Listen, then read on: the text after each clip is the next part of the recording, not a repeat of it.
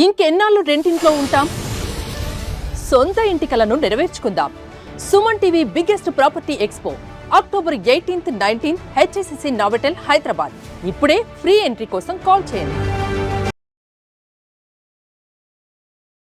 నమస్తే రమగారు. నమస్తే జయ. రమగారు, మీరు తెలివైన వాళ్ళ కథలు చెప్తారు, తెలివి తక్కువగా ఉన్న వాళ్ళ కథలు చెప్తారు. ఇప్పుడు ఏం చెప్తున్నారు? తెలివైన వాడి కథ చెప్పు. Very good. ఎప్పుడు కూడా తెలివి తక్కువగాను మనం దొరికిపోతూ ఉంటాం. బాగా తెలివైన వాళ్ళు కూడా అప్పుడప్పుడు తెలివి తక్కువగా దొరికిపోతారు. అవును. దానికి ఏం చేయలేము. సమయం. ఈ కథ చాలా బాగుంటుంది, సరదాగా మనం వినడానికి బాగుంటుంది, పిల్లలకి చెప్పుకోవడానికి బాగుంటుంది. పూర్వం ఒక ఊళ్ళోనట ఒక వ్యవసాయదారుడు, చాలా పెద్ద రైతు, బోల్డని పొలాలు ఉండేవి. ఆయనకి ఎడ్లు కమకం బ్రహ్మాండంగా ఉండేది. కానీ ఆయన పని వాళ్ళకి డబ్బులు ఇచ్చేవాడు కాదు, కొంత పిసినారు. పని వాళ్ళని పెట్టుకుని వాళ్ళకి 2 ఇవి చెప్పేవాడు లెక్కలు. నేను చెప్పింది చెప్పినట్టు చేయకపోతే తీసేస్తా, మీ అంతటా మీరు మానేస్తే నేను రూపాయి జీతం ఇవ్వను, నేను మానిపిస్తేనే డబ్బిస్తా. నేను పంపించాను అనుకో, నువ్వు వెళ్ళిపో అని పంపించాను అనుకో, అప్పుడు జీతం డబ్బులు ఇచ్చి పంపిస్తా. నువ్వు ఎగ్గొట్టి వెళ్ళిపోతానంటే నేను పని చేయలేక తప్పులు చేస్తే డబ్బు ఇవ్వను నేను.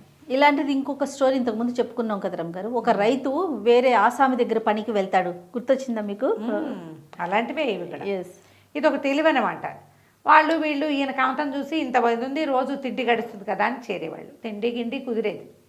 ఆయన ఏదో విపరీత పనులు చెప్పి వాళ్ళు అవి చేయలేక లేచక్కపోయేలాగా చేసేవాడు. డబ్బు ఇచ్చేవాడు కాదు. 20 రోజులు చేశాక బాబోయ్ వీడి చెప్పే పనులు చేయలేకపోతున్నామని పారిపోయేవాళ్ళు. చేత కాకుండేవాళ్ళు. నాకు రాదండి అంటే ఆయనకు నచ్చదు.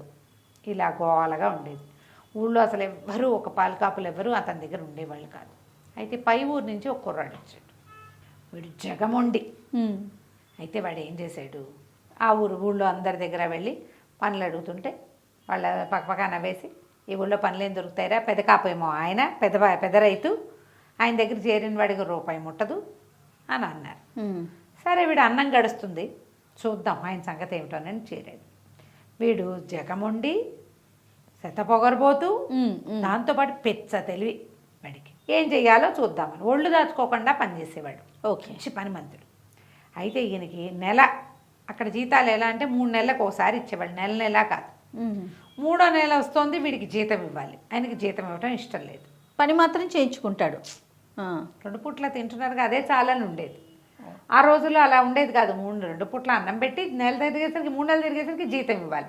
2 నెలలు గడిచినాయి, 3వ నెల వచ్చేసరికల్లా ఈయన డబ్బులు ఎగ్గొట్టడం ఎట్లా అని ఆలోచించడం మొదలుపెట్టాడు. ఆలోచించి ఏమన్నాడు, అరే మరి కొండ మీద వెదురు పొదలు తెగ పెరిగాయి. నువ్వు మన పాలెద్దు ఉంది కదా పెద్దది, దానికి వెదురు అంటే ఇష్టం, వెదురు పెడితే దానికి బలం. కొండ మీద తీసుకెళ్ళి వెదురు మేపు, దాన్ని లేత వెదురు, దాన్నే తిన్ని, నువ్వు మాత్రం కోసి అందించిపోకరోయ్, అందిస్తే ఒప్పుకోను, జాగ్రత్త అన్నాడు. కుర్రాడు ఏం చేశాడు, ఎద్దును తోలిపోయాడు కొండ మీదకి. కింద ఉన్న ఇట్లు కిందే ఉన్నాయి. ఇదేదో పందె పెద్దు, బాగా బలంగా ఉంటుంది. పైకి ఎక్కించాక ఒక వెదురు వాసాన్ని దాన్ని కట్టేశాడు. ఎద్దుని కట్టేశాడు. అక్కడి నుంచి వచ్చిన కర్ర తీసుకుని ఎక్కవే పైకి ఎక్కువ అని దాన్ని కొడుతున్నాడు. ఎక్కవే అంటే ఏమిటో దానికి ఏమర్థమైంది, దానికి హెహే అర్థం అవుతుంది. ఎక్కవే అంటే దానికి ఏమర్థం అవుతుంది. అది అక్కడక్కడే తిరుగుతోంది, దెబ్బలు తాళలేక అప్పుడప్పుడు మధ్యలో గొడవ చేస్తోంది. వీడు 5 నిమిషాలు ఆగుతాడు, ఎక్కమన్నానా, ఎక్కపోతే ఎటా వస్తుంది వెదురు అని ఒక దెబ్బ కొడతాడు. అది అక్కడక్కడ తిరుగుతుంది. దారైపోయే వాళ్ళంతా ఎద్దుని పైకి ఎక్కమంటున్నాడు అని నవ్వుకుంటూ పోయారు.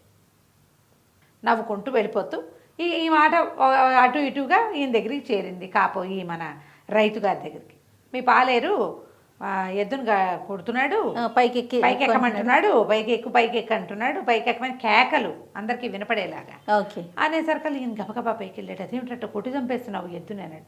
మీరుండండి బాలేవారు, పైకి ఎక్కవే అంటే అర్థం చేసుకోదు, మీరేమో కోసివద్దన్నారు. వెదురు ఎక్కడ ఉంటుంది, కింద ఉండదు, దాని పైన ఉంటుంది. అవును.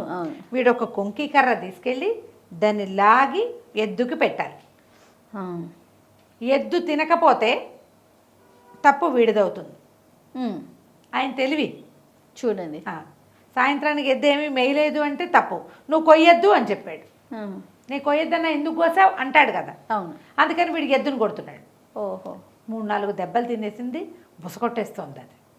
కోపం వస్తుంది. కోపం వస్తుంది దానికి, కానీ అదేం చేయలేదు. ఆహారము పోయింది, ఎండవేళ ఈ కొండ మీద కట్టేసి అక్కడి నుంచి ఆయన తెల్లబోయి, ఒరే వద్దులేరా, పోనీలే, గడ్డే తింటుందిలే, రాపోతే మానలే, వదిలేసేయి అన్నాడు.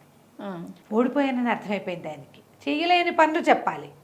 ఎట్లా వీడు ఇది ఇంకోటైతే ఏం చేస్తాడు, ఆ ఎద్దుకి మేపలేక ఎందుకులే ఎంతోటి గోలని వెళ్ళిపోయేవాడు. అవునవును, వీడు తెలివిగా ఆలోచించేది. అక్కడి నుంచి తీసిపోయి కింద కట్టేశాడు. మంచి వర్షాలు పడ్డాయి, చక్కగా బాగుందంతా.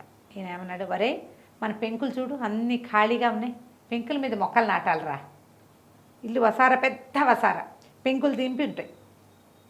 పెంకుల మీద మొక్కలు నాటాలంటే ఆ పని నాకు రాదండి అనాలి వీడు.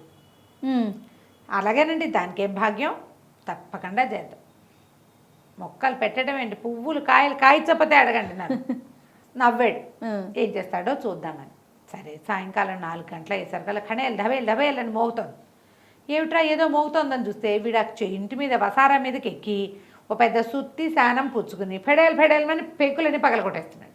ఓ, ఏమిట్రా వసారా పెంకులరా అంటే, అవునండి మీరు మొక్కలు నాటమన్నారా, వీటిని తవ్వి సదును చేసుకోవాలి కదా, నేల భూమి మీద ఏం చేస్తాం మనం, తవ్వుతాం కదా, ఇక్కడ ఏం చేయాలి, తవ్వాలి. అరే సర్కారు ఓ పక్క పెంకులు పడిపోయినాయి. ఇంట్లో వాళ్ళంతా లవోదిపో ఏమిటో అయిపోతుంది, కొంపనిపోతుంది. ఏం తెల్లపోయి, ఒరే వద్దులేరా, పెంకుల మీద వద్దులే, నేను ఆలోచన విరమించుకున్నాను, పగలగొట్టిన జాలే, దిగు, నువ్వు దిగేసేయి. అలాగేనండి, మీరు వద్దంటే మానేస్తానండి, దానికి ఏముందండి అన్నాడు. సరిపోయింది. ఇంకొక రోజులో 2 రోజుల్లోనో 3 నెలలు పూర్తవుతాయి.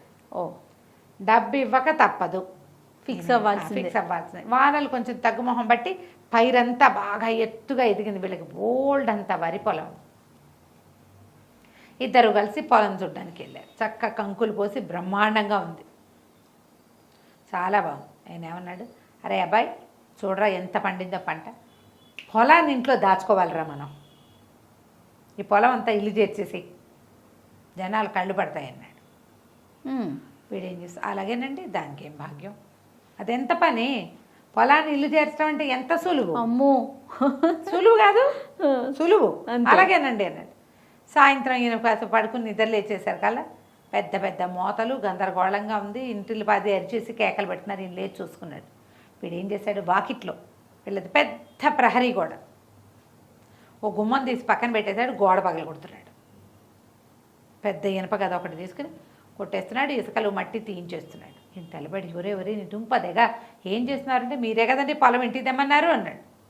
నేను తెమ్మన్నది పొలం రా, నువ్వు గోడ ఎందుకు పగలగొడుతున్నా అంటే, భలేవారండి, గోడ గడప తీయిపోతే అంత లావు పొలం ఇంట్లోకి ఎటా వస్తుంది, ఎలా లోపలికి వెళ్తుంది, ఎట్లా లోపలికి వెళ్తుంది, పొలం ఎంత పెద్దది మంది, అది రావాలంటే గోడ మొత్తం తీసేయాలి.